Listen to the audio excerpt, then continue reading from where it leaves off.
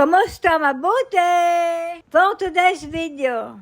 For today's video, meron akong nakilala na Israeli na nagpapahanap ng caregiver para sa kanyang ina. Pero bago yan ay nagyaya nga si Nili ng araw na yan na lumabas naman daw kami.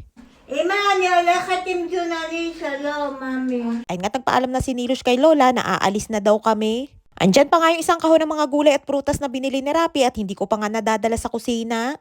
Araw nga yan ng Biyernes kaya naman maaga si Raping namili ng mga gulay at prutas bago siya pumunta sa taniman ng orange. Kadalasan ay namimili siya ng mga gulay at prutas kapag Huwebes ng hapon. Ang kaso ay kapag pagod na siya galing sa trabaho sa taniman ng orange ay pinagpapabukas na niya at araw na ng Biyernes bumibili.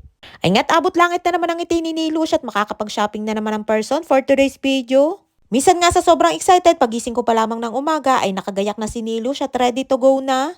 Paglabas namin na meron nakaparada, nasasakyan ng pulis kaya naman biniro ko si Nilush. Tara lakakat utak nili. Leki siya.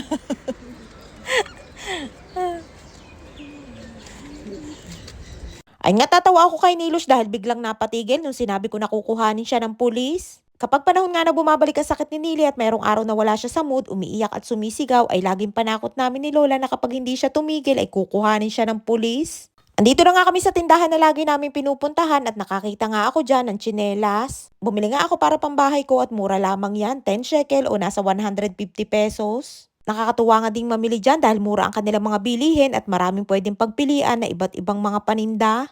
Nadaanan na nga ni Nilush yung mga bilihan ng kandila at pahinga muna siya ng pagbili ng kandila ng araw na yan. Dahil ang talagang target niya ay ang makabili ng mga garapon.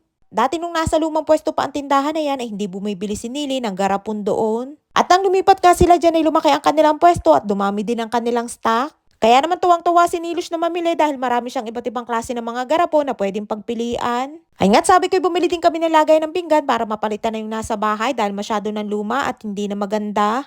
Itinuturo ko nga yan kay Nilush, sabay wag daw yan at malaki at may kasama pa daw gripo. Ay natawa nga ako kay Nilush at akala niya kasama dun sa loob ng kahon yung picture ng gripo. At ayan na nga lamang ang aming kinuha na lagayan ng mga plato. Magtitingin-tingin pa nga kami at sabi ko kay Nilush ay iwanan muna namin yung basket dun sa may gilid para hindi namin hila-hila.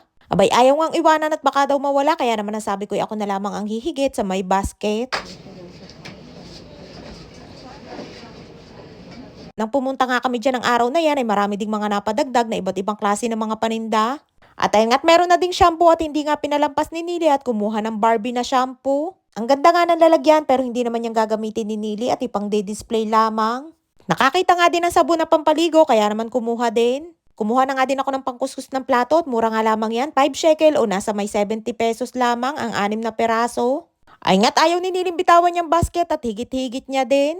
Habang nagtitingin-tingin nga kami dyan ni Nili ay tinanong ako ni ate na Israeli na baka daw mayroon akong kakilala na Pinay din na pwedeng maging caregiver ng kanyang ina. Ano yung rakso kay Ket?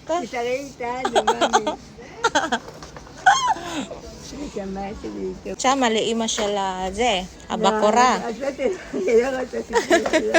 Ay nga tawang-tawa ako kay Nilush at binibiro ko na ako na lamang ang mag-aalaga dun sa ina na naghahanap ng caregiver. At pati nga si ate na Israeli natawa din dahil ayaw ni Nili na pumayag at wag daw akong aalis. Ibinigay niya nga sa akin ang kanyang number at ihanap ko din daw siya ng Pinay na katulad ko. Dito nga sa Israeli, mas gusto nila ang mga Pilipino na caregiver at mas madami nga dito na Pilipino na caregiver kumpara sa ibang lahi. Anyan, kumuha din kami ng bumbilya at puro pundi na nga ang ilaw namin sa bahay. Kumuha din si Nili ng extension para saksakan naman nung iniregalo ko sa kanyang radyo. Niyaya ko na nga si Nili at sabi ko ipipila na kami para makapagbayad na at makauwi na. Medyo madaming ang tao ng araw na yan kaya may kahabaan din ang pila sa may bayadan. Ay nga't ayaw pang paawat ni Nilush at talaga naman nakadampot pa ng pampusod sa buhok.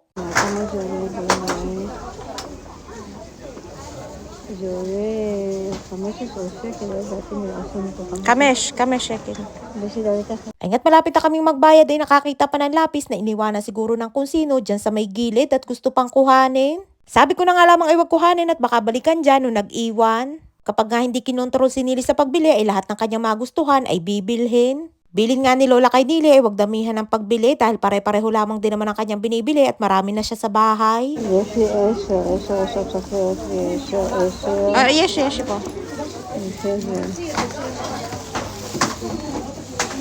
Ay nga nakapagbayad na kami ni Nilush ng mga pinamili niya at munti ko pa nga malimutan yung aking tsinelas. Sariling pera ko nga ang pinambayad ko dyan at pagdating nga namin sa bahay ay sabi ni Lola bakit isa lamang daw ang aking binili at bumili daw ulit ako at siya daw ang magbabayad.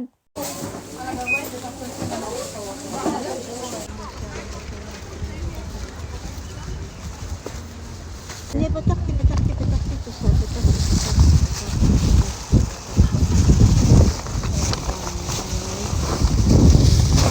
Ay nga tapos na mag-shopping si Nilush at ready to go na kami pauwi ng bahay. At nang makalabas nga kami ng tindahan ay biglang inantok si Nilush at nalobat na.